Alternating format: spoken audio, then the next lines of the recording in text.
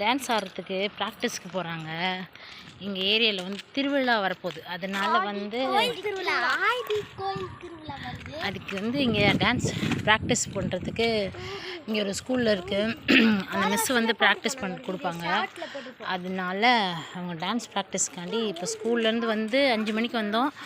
6 மணிக்கு ப்ராக்டிஸ் சொல்லியிருக்காங்க. அதனால் கிளம்பி போயிட்டுருக்கோம். அவளை விட்டுட்டு ஸ்கூலில் ப்ராக்டிஸ் கூட்டிகிட்டு வந்து மற்ற வேலையை வீட்டு வேலையை பார்க்கணும்.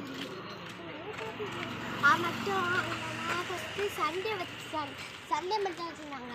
நேற்று என்ன பண்ணாங்க, சண்டே சாட்டர்டே வச்சுருந்தாங்க. இன்னைக்கு மண்டே அந்த மாதிரி வச்சுருந்தாங்க. இந்த வாரம் சாட்டர்டே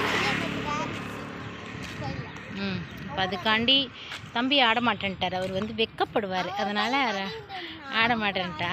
அதனால் இவங்க ஆடுறாங்க. வருஷத்துக்கு 3வது வருஷம் தான் இப்போ ஆடுறா. 3வது வருஷம் டான்ஸ் ஆடுறா. நாங்கள் அப்படியே நடந்து போய்கிட்டுருக்கோம்.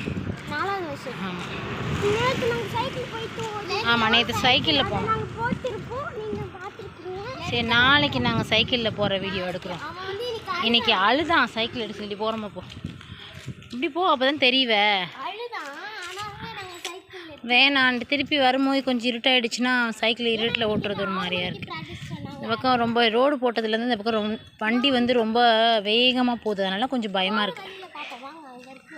தான் வந்து ப்ராக்டிஸ்க்கு இன்னும் கொஞ்சம் தூரம் தான் இருக்குது. அங்கே போய் விட்டுட்டு இவங்கள நிறைய பேர் வந்து நிற்கிறாங்க.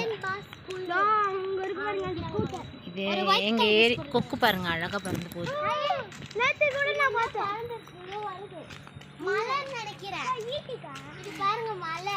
எங்கள் வீட்டாண்ட இருக்க நர்சரி ஸ்கூல் ஃபஸ்ட் ஸ்டாண்டர்ட் வரைக்கும் இங்கே இருக்குது. அந்த ஸ்கூலில் ப்ராக்டிஸ். அந்த மிஸ் வந்து அந்த ஸ்கூல் பேர் என்ன, டிபென் பாஸ்.